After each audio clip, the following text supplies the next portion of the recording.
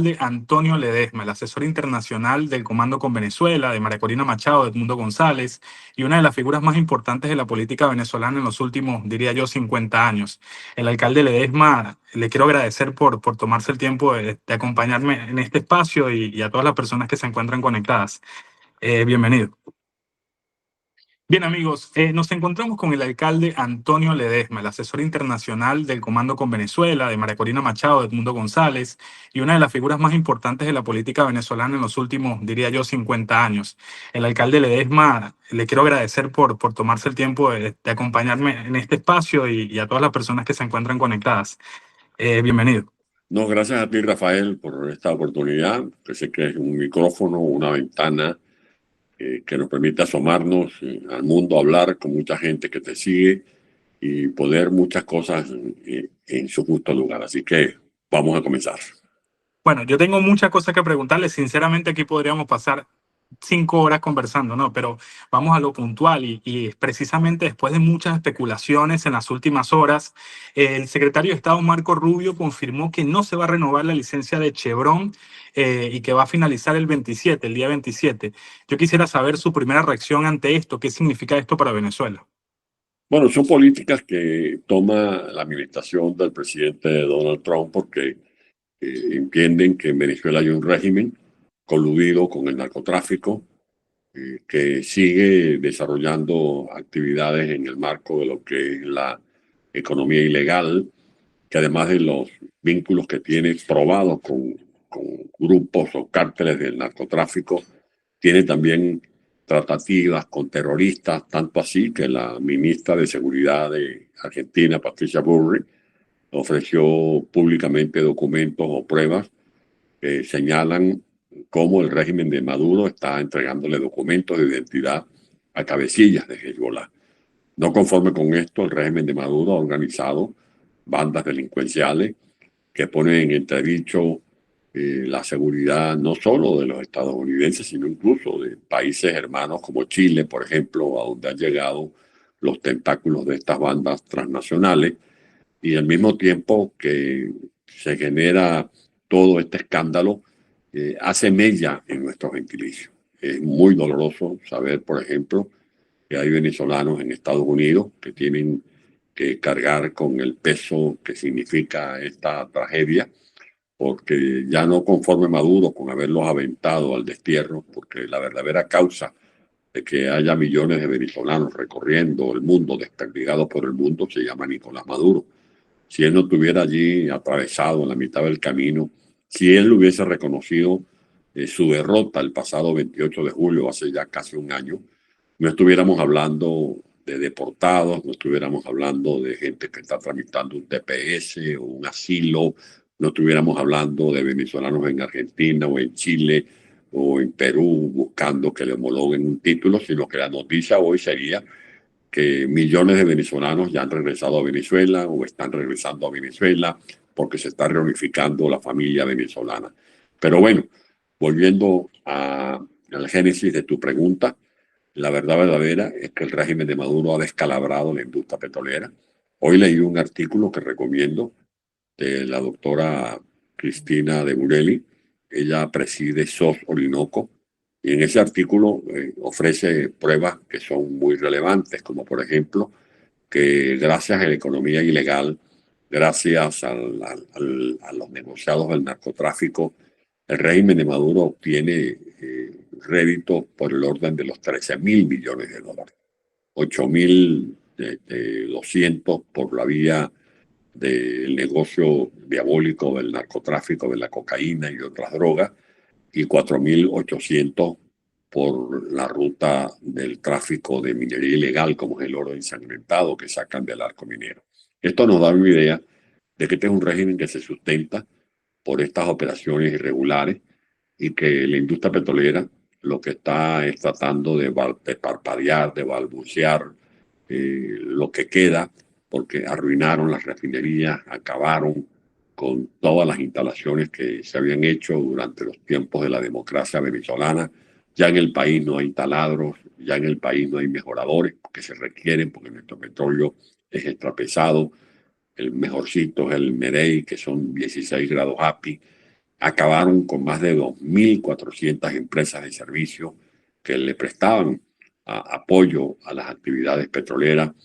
eh, Pulverizaron el Estado de Derecho porque las empresas tienen intereses y una empresa transnacional que va a Venezuela a explotar gas, explotar petróleo, necesitan garantías jurídicas como por ejemplo el respeto a sus capitales, a sus inversiones, a sus bienes. Y resulta que Chávez y Maduro actuaron como los propios caudillos arbitrarios, incumpliendo acuerdos, revirtiendo acuerdos, que le han traído juicios muy penosos a Venezuela en ámbitos internacionales, y por eso hay demandas que lamentablemente han venido ganando terreno simplemente porque a estos desaforados se les ocurrió en mala hora darle la espalda a acuerdos internacionales que no solamente le acarrean estos juicios onerosos al Estado venezolano, sino que también eh, vemos cómo se perjudica la explotación de petróleo. Venezuela es hoy uno de los países con mayores reservas de crudo del mundo, y resulta insólito que no tengamos gasolina suficiente ni diésel para mover las termoeléctricas, y por eso hay oscuranas en Venezuela, apagones en el país. Venezuela tiene las octavas reservas de gas del mundo, y resulta que en Venezuela estamos volviendo los tiempos cavernícolas, cocinando con leña, porque la gente no tiene cómo garantizarse el uso de una bombona de gas. En medio de esta carencia ocurre algo, mi estimado Rafael, como es, por ejemplo, que en la zona de Monagas, como lo ha descrito el doctor Humberto Calderón Berti, que es un experto en esta materia, diariamente se queman o se disparan a la atmósfera para contaminar el ambiente, generando gases de efecto invernadero, lo equivalente a 400.000 barriles de petróleo.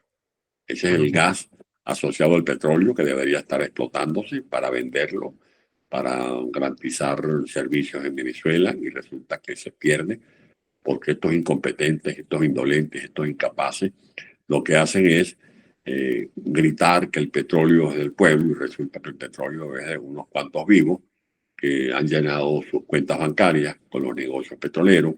El petróleo es de los amigos de Chávez y de Maduro, a los que Chávez y Maduro le mandaban miles de barriles de petróleo, como es el caso de los hermanos Castro, o el caso de este bandolero que está en Nicaragua. Y esa es la tragedia que aspiramos a revertir, y Venezuela necesita hoy en día el apoyo de la comunidad internacional, como lo han dicho claramente, sin ningún tipo de titubeo, tanto Edmundo González como María Corina Machado.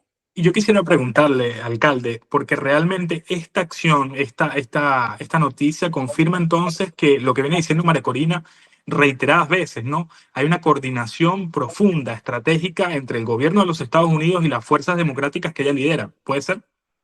Es que nada lo que hace el mundo María Corina es tras bastidores. Hay temas, hay reuniones que por supuesto no se pueden estar ventilando en pantalla o verbalizando ante micrófono, pero sí hay una coordinación con organismos internacionales. El mundo, ayer por ejemplo, me refiero al presidente Edmundo González, conversó ayer y anteayer con 9 expresidentes del mundo libre.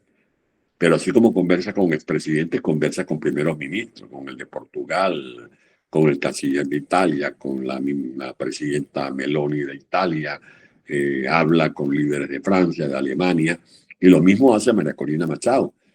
Y todo lo que se ventila allí es en defensa de los intereses de Venezuela. ¿Qué habla Edmundo González cuando se entrevista con estos líderes de la Unión Europea, del Parlamento Europeo, de gobiernos de cualquier ámbito de la Unión Europea? Por ejemplo, bueno, el tema de los presos políticos, la tragedia de los venezolanos desterrados, la necesidad de que el régimen de Maduro admita la derrota para iniciar el proceso de reconstrucción nacional. ¿Qué habla María Corina y el mundo cuando conversan con Marco Rubio, secretario de Estado, o con los miembros del staff del gobierno del presidente Donald Trump?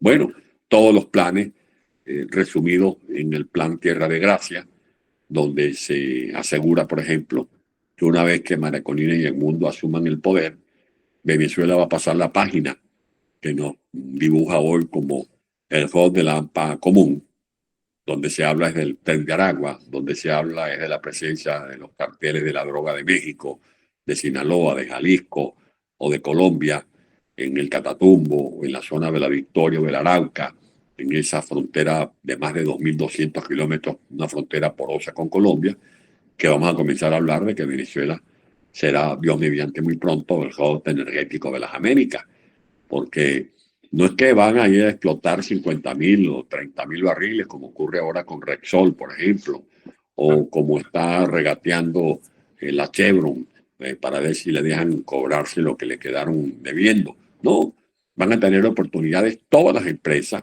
que se sometan al Estado de Derecho, que actúen ceñidas a lo que son las reglas del juego, van a tener oportunidad de hacer grandes inversiones, porque nosotros necesitamos de capital privado para explotar esas reservas que tenemos de crudo. Ese crudo extrapesado para que vuelvan a llegar a Venezuela los taladros, los mejoradores, para que se levanten de sus cenizas las empresas de servicio, para que los yacimientos gasíferos como el de La Perla, que está en el estado Falcón, o el de Dragón, que está en la zona de Paria, de los más grandes del mundo, para que el gas asociado al petróleo que se está venteando, que se está perdiendo, pueda ser capturado, procesado, para que nosotros podamos explotar nuestra minería, pero no cometiendo crímenes ecológicos, como ocurre, por ejemplo, en el arco minero, sino que esos minerales, desde el oro, el coltán, la bauxita, los minerales que están en las llamadas tierras raras, sean procesados de acuerdo a los intereses de Venezuela y de acuerdo a los intereses que tiene también cualquier empresa transnacional, tanto venezolana como de cualquier ámbito del mundo. Allí que eso es lo que está planteado en las conversaciones que sostiene el mundo y María Corina con todos los factores internacionales. Vayan para Venezuela, acérquense a Venezuela. Venezuela tiene un gran potencial y nosotros estamos abiertos a cualquier economía de cualquier lugar del mundo, a cualquier empresa de cualquier lugar del mundo que nos ayude a que, por ejemplo, nuestras playas, nuestros médanos de coro, para que las bellezas naturales que están en el Amazonas, que hacen de Venezuela el país número 9 en el mundo con biodiversidad, sean convertidas también en fuente de turismo, porque de Venezuela no puede hablarse solamente de que tenemos petróleo, es verdad, pero es que tenemos también exuberantes bellezas naturales como Morrocoy, como Mochima, eh, como Los Roques, para no hablarte de las playas Chocolate que está en Miranda, o en las playas de Cata que están en Choroní, o Playa del Agua que están en Margarita, o las bellezas de los esteros de Camaguán en el llano de Venezuela, o los módulos de Apure, o las bellezas de Achaguas que están en Apure, o la nieve perpetua que tenemos en Mérida, o las cumbres maravillosas que tenemos en Táchira, o los crepúsculos que tenemos en Barquisimeto, o el relámpago del Catatumbo que tenemos en el Zulia. O sea, este es un país maravilloso y es doloroso que este país maravilloso, que además de grandes reservas naturales, tiene un talento humano envidiable, porque si algo forjó la democracia fue el talento humano, y ese talento humano es el que se va a encargar de iniciar ese proceso de reconstrucción, porque van a ser tomados en cuenta por el mundo y por María Corina Machado. Así es, alcalde. Mire, cualquier persona que la está escuchando en estos momentos y ama a Venezuela se le eriza la piel escuchando lo que dice. Yo quiero preguntarle, para terminar un poco el análisis internacional, quisiera saber su visión sobre cómo se encuentra en estos momentos Nicolás Maduro, cómo se encuentra la posición del régimen en la comunidad internacional, tomando en cuenta que sus principales aliados como Rusia e Irán cada día están más débiles. ¿Cómo lo ve usted? Desesperado, y por supuesto en la medida en que están más desesperados se muestran peligrosos, porque alguien que es capaz de secuestrar ciudadanos de origen portugués, de origen italiano, de origen español, de origen estadounidense, como actúan las bandas, como actúan los delincuentes, que detienen a un ciudadano, lo acusan de cualquier cosa, para luego tratar de eh, usarlo como barajita de cambio en estas operaciones. Tiene que estar muy mal un dictador como Maduro, que anda por allí desesperado a ver cómo negocia para que permitan que una que otra empresa entre a Venezuela. Las mismas empresas que con mucho recelo incursionen en un país donde saben que no tienen seguridad jurídica. Porque un país, para que brille, para que avance, no solamente debe tener ventajas comparativas como las tenemos nosotros. Tenemos petróleo, tenemos gas, tenemos oro, tenemos bauxita, tenemos hierro, tenemos carbón, tenemos más de casi 2.000 kilómetros de playa con arena, tenemos tepuyes, tenemos orquídeas, tenemos guacamayas, pero es que además de eso necesitamos ventajas competitivas. ¿Y cuáles son las ventajas competitivas? La seguridad jurídica.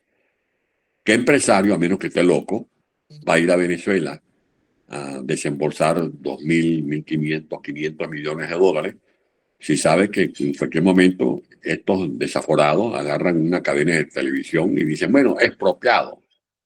Nadie va a invertir en un país así.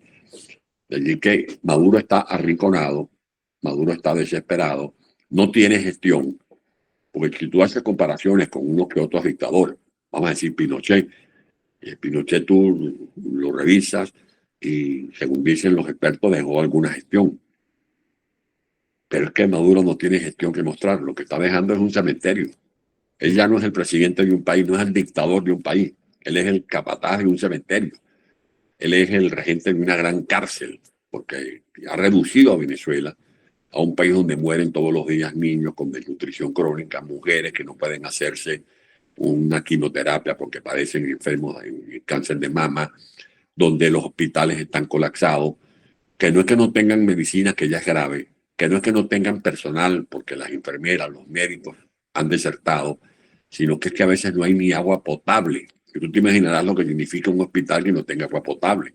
O escuelas donde los niños apenas reciben 2 días de clases a la semana. Un colapso del sistema educativo, porque investigaciones indican que niños que llegan al quinto y al sexto grado, cuando los pones a leer unos párrafos de un libro, como este que me estoy leyendo de Tomás Páez, que diga que hacemos con la diáspora, eh, no comprenden lo que leen. No saben sumar, no saben multiplicar, no saben de matemáticas, no saben de física, de química, porque las escuelas parecieran escuelas de Ucrania, ventanales rotos, sin iluminación, los sanitarios maltrechos, no hay comedores escolares. Y si eso no fuera poco, han desertado más de 120.000 educadores.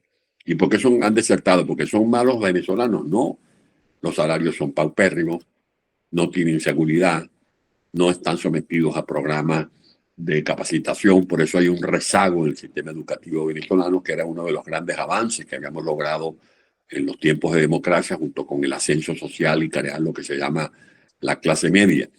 Y por eso Maduro es eso, el responsable de esta catástrofe, el responsable de perpetrar crímenes de lesa humanidad. Y lo que le queda es ese garrote con el que está hostigando a la gente, y esta cotorra estridente que llaman Diosdado Cabello, que se la pasa gritando todos los días, anunciando la operación Tuntún. Fíjate que ellos no hablan. ¿Qué es lo que debe hacer un gobernante? Anunciar, hoy vamos a inaugurar escuelas, hoy vamos a inaugurar campos deportivos, hoy vamos a equipar hospitales, hoy vamos a, a reactivar la industria del petróleo. No, ellos lo que anuncian es la operación Tuntún. Qué cosa tan desgraciada para un país. Y fíjate que están tan malos, tan en mala situación, que además de no tener gestión, no tener respaldo popular, lo que le queda es el garrote de la persecución y se les ha quebrado.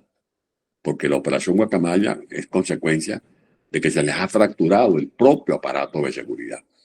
Y por eso Maduro, en vez de estar buscando culpables en donde no los hay, debería pedirle cuentas a su jefe de seguridad, que es Diosdado Cabello, que es el responsable de que las guacamayas estén hoy volando muy alto y que muy pronto van a aparecer dándole muy buenas explicaciones y noticias a los venezolanos. Bueno, justamente usted está abriendo el tema y vamos precisamente a eso, porque, quería preguntarle, estimado alcalde, mire, usted vivió en carne propia lo que es una fuga. Yo estuve leyendo el relato que usted escribió, La Fuga, que está disponible en su página web. Yo les recomiendo a todos que se inscriban para que les llegue, porque es una narración. AntonioLedesma.net, ahí lo vamos a poner en la pantalla si ustedes pueden, porque es recomendable. Así también se suscriben al newsletter del alcalde, que trae muy buena información. Y ese relato, créame que yo lo sentía, me sentía al lado de usted. En ese momento usted contó, bueno, que tuvo que disfrazarse, que tuvo que utilizar vehículos, diferentes vehículos.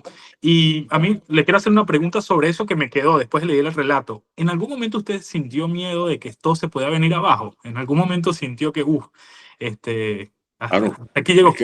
es que el miedo es un sentimiento propio como el del paladar, te guste un dulce, que te guste comerte una arepa con carne mechada. Ahora, el problema del miedo no es que tú lo sientas o no lo experimentes. El problema es que no estés en capacidad de controlar.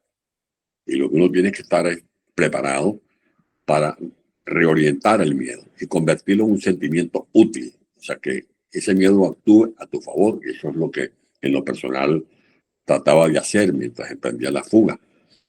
Y, y es el sentido de responsabilidad y es el deber de cualquier ser humano. La libertad es un derecho, pero al mismo tiempo defenderla es una obligación.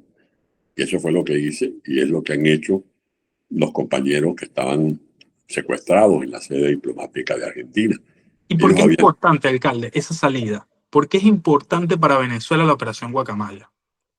pero porque es una manera de demostrar que cuando se persevera se consiguen los objetivos. Y eso fue lo que hicieron los compañeros que estaban reducidos allí a prisión. Porque la embajada de Argentina en Caracas fue trastocada y convertida por esta dictadura en una prisión.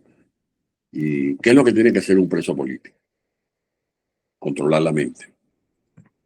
Y eso, cuando tú controlas la mente, no siempre serás libre. Te pueden tener allí los huesos, carne metido en un calabozo, como ocurrió con mi caso, como con los compañeros que estaban reducidos a rehenes en la sede diplomática de Argentina. Pero si tú tienes la mente libre, tú vas a poder actuar. En segundo lugar, decirte cada instante que ya lo pasado pasó y que vienen oportunidades, que cada amanecer, cada aurora es una oportunidad. En tercer lugar, ocupar la mente, leyendo, escribiendo, y es algo instintivo. Cuando uno ingresa a una prisión, sin que tú lo estés buscando, te invade un sentimiento de libertad. Y tú comienzas a ver cuál es la ventana, cuál es la reja que tú puedes vulnerar, por donde tú puedes escaparte. Eso es natural en cualquier ser humano. Y por eso lo que hicieron los compañeros que llamamos la Guacamaya, porque es la operación que se puso en marcha, una operación con factura venezolana, con apoyo internacional, fue recuperar la libertad de la que habían sido privados injustamente. Alcalde, ya estamos sobre el tiempo, pero me quedan un par de preguntitas más que no puedo irme sin hacerle. Yo quiero preguntarle, en primer lugar, sobre el presidente Edmundo. Usted ha estado muy activo esta semana, el presidente Edmundo González, participó en un encuentro con importantes líderes mundiales, también ayer ofreció un discurso al cual le agradecemos a usted también el trabajo que está haciendo de publicarlo, porque le permite que el país escuche a su presidente en el momento. Yo quisiera preguntarle, ¿cómo está hoy el presidente? ¿Cómo lo ve a Edmundo González? Muy firme, con una cabeza bien amoblada, con las ideas muy bien acopladas y con una voluntad de ceñirse a una estrategia, porque eso es clave. Uno, que tengamos en Venezuela un liderazgo legitimado y que ese liderazgo es una llave, una yunta. Y yo lo llamo los dos ligaditos, María Corina y Edmundo González. Es un liderazgo que no lo ha decretado nadie. Entonces no se trata de que alguien diga, no, yo soy el líder. No, eso es un liderazgo decretado primero el 22 de octubre del año 2023 por más de 3 millones de venezolanos que convirtieron a María Corina Machado en la líder de la resistencia. Y luego la decisión libérrima de más o menos 8 millones de venezolanos que el 28 de julio del año pasado convirtieron a Edmundo González en nuestro presidente legítimo. En segundo lugar, una estrategia que tiene una base firme, que es ese liderazgo legitimado que me estoy refiriendo, pero que interactúa con millones de venezolanos. Y eso es lo que llamamos la organización ciudadana.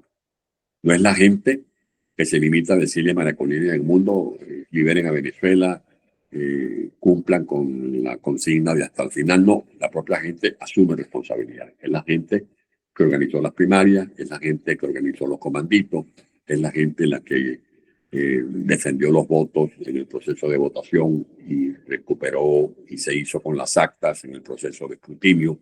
Es la gente que sabe adecuarse a cada coyuntura. Una cosa es luchar a la luz del sol y ahora en la clandestinidad, como lo están haciendo millones de venezolanos. Y al lado de esas dos herramienta, está la otra, que es la que da lugar a la formación del trípode, que es la estrategia. Hay una estrategia y esa estrategia es la que está asumiendo a plenitud el mundo González al lado de María Corina Machado. La de hacer todo lo posible por honrar el mandato que recibieron el pasado 28 de julio. Por eso, nosotros no caemos en el falso dilema de que si votamos o no votamos, Eso. que si hay abstención o no abstención. No hay abstención. Lo que no hay es validación de un fraude. Porque una cosa es votar, como lo hicimos el 28 de julio, sorteando todas las trampas y escapándonos al régimen que no quería realmente hacer unas elecciones, sino que quería montar todo un sainete con una suerte de elecciones a la carta, donde Maduro iba a escoger el candidato y no les escapamos.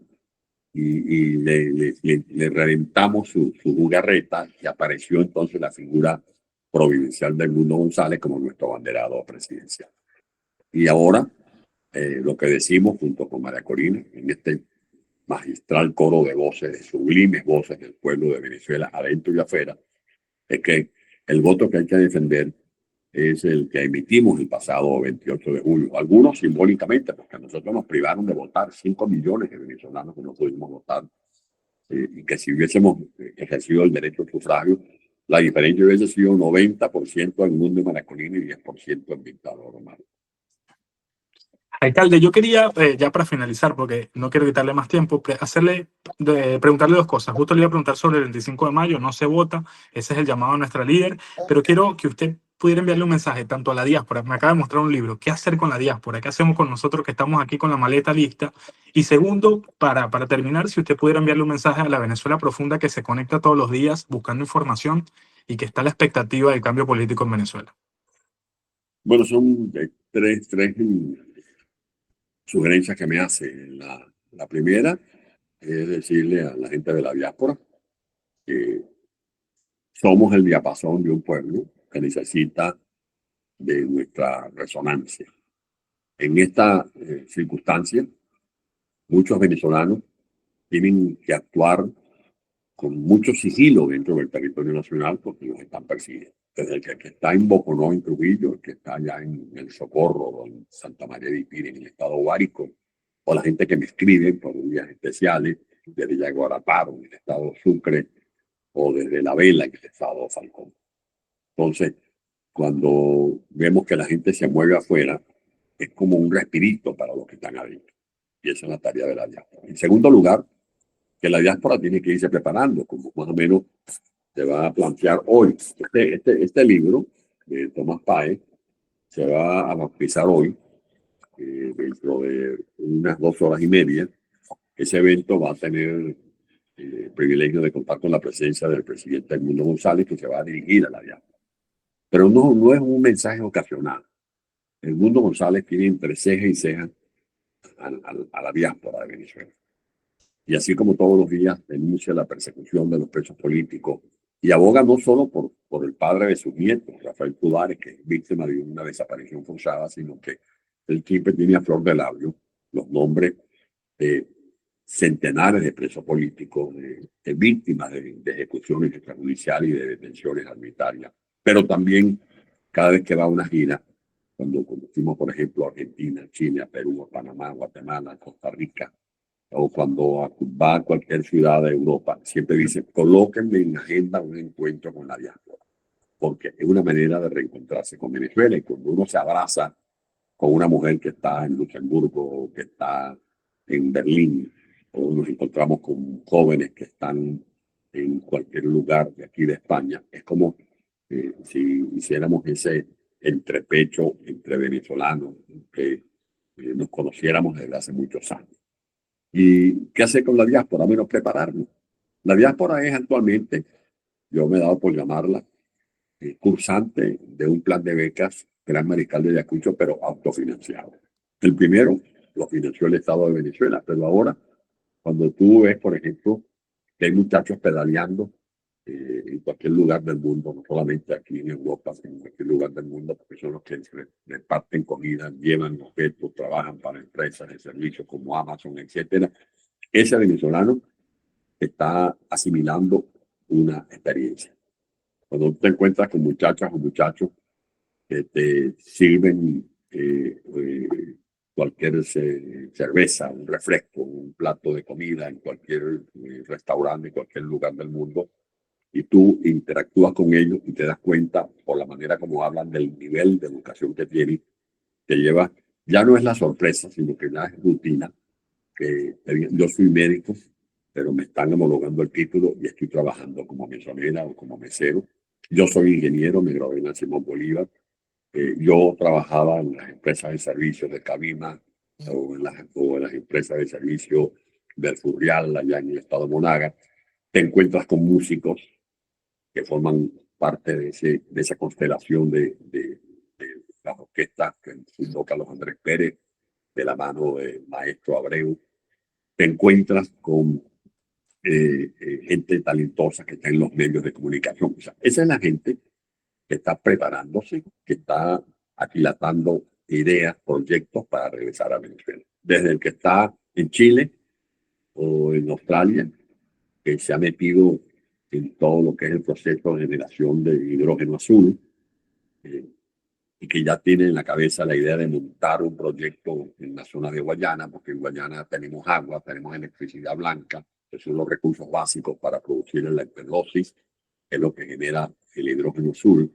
Desde el que está en Holanda y está trabajando en empresas que tienen experiencia en el desarrollo del curso genético para producir rendimiento en el reino animal, en el curso vegetal, para incrementar mediante la fabricación de semillas certificadas la productividad por hectárea a la hora de que tú siembras un rubro, desde el arroz, el maíz, el trigo, desde los que están en Singapur y que están aprendiendo cómo es el desarrollo tecnológico, cómo se pueden fabricar los chips para las computadoras, para los portátiles, para que Venezuela no solamente venda petróleo o venda gas, sino que también puedan establecer empresas tecnológicas, desde lo que están en Alemania, aprendiendo cómo es el desarrollo para producir medicamentos genéricos y que ya tienen ideas para llegar a Mérida, por ejemplo, y promover acuerdos con la Universidad de los Andes o con la Universidad de Carabobo y de escuelas de medicina para establecer allí polos de producción de medicina genérica. Los que están en Costa Rica y están aprendiendo cómo se maneja el turismo.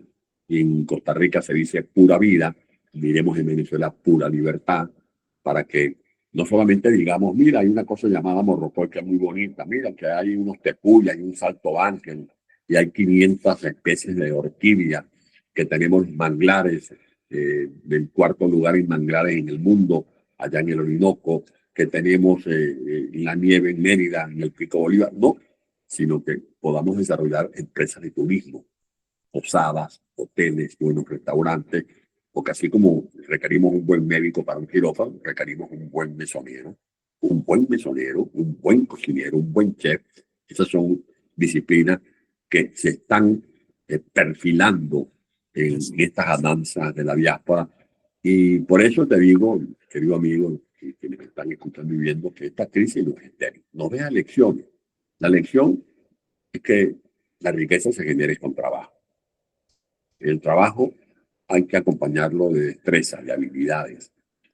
El trabajo y la riqueza van a ser las herramientas que nos ayudarán a compensar el convencimiento de que ese mito de que somos ricos porque tenemos petróleo tiene que darle paso a la verdadera potencia de un país, que es su talento humano, su recurso humano. Y eso es lo que estamos haciendo los venezolanos. Y por eso digo que esta crisis nos va a hacer estéril, nos deja estos aprendizajes y nos deja al mismo tiempo una senda y un derrotero, que es el de avanzar juntos para la reconstrucción de Venezuela. Aquí no va a haber milagros, por supuesto que le vamos a pedir a Dios que nos ayude, pero por aquello de que, como decían los abuelos, ayúdate que Dios te ayudará. Aquí tenemos que poner de nuestra parte. Va a ser muy difícil, esto no va a ser coser y cantar, va a ser, por supuesto, una expedición que va a requerir de mucho aliento, de mucho empeño, de mucho amor patriótico, porque vamos a tener que sudar y vamos a tener que esmerarnos para lograr todas estas metas. Pero con optimismo, además de esos recursos naturales, además del talento. El optimismo es clave, porque el optimismo es lo que te hace como flotar, y que todo sea como suave, y tú sabes que estás haciendo un sacrificio, algo duro, pero al mismo tiempo el optimismo te ayuda a sobrellevar la pena y avanzar con la rapidez con que tiene que marchar un pueblo, que tiene que hacer buena esa máquina de que corriendo juntos vamos a llegar realmente más lejos. Eh, Corriendo rápido puedes llegar solo, puedes llegar más, puedes correr más rápido, pero no vas a llegar más lejos. La única manera de llegar lejos es que los venezolanos nos unamos en esta empresa, en esta ensoñación de hacer de Venezuela el país con una economía diversificada, el país con instituciones sólidas, donde se restablezca el sol de la libertad, de la autonomía de los poderes públicos, que los ciudadanos sean responsables a la hora de elegir, que no se dejen engañar por los populistas, por los falsos mesías, y que todo el mundo rinda cuenta de sus propios actos. Sí. Bueno, alcalde, yo le quiero agradecer mucho por su tiempo y por esta conversación y por todo lo que usted hace por Venezuela. Le agradecemos de corazón, de mi parte y en nombre de todas las personas que forman parte de este proyecto. Muchas gracias y es un honor tenerlo aquí. Yo espero tener el honor también de estirar su mano muy pronto en Caracas. Yo mediante así va a ser, porque ya saben, antonioledesma.net, ahí pueden meterse en mi web, se pueden conectar y van a recibir este resumen gratuitamente de lo que fue mi fuga, pero también ahí pueden enterarse de los libros que estamos escribiendo, de las actividades que está cumpliendo tanto el mundo como María Corina Machado, de la agenda que tenemos pendiente, para que todos estemos al día en lo que tenemos que hacer para que cada quien ponga su granito de arena para la idea de reconstruir y recuperar a Venezuela. Y estaremos hoy pendientes de sus redes sociales para ver precisamente al presidente en el bautizo de este libro, en esa actividad programada. Seguramente usted nos estará compartiendo detalles por allí también. Hoy a las 6 de la tarde va a ser el acto, hora de Europa. Muchas gracias, alcalde. Hasta luego, un abrazo arriba, corazones. Para descargar el relato Mi Fuga, visita antonioledesma.net.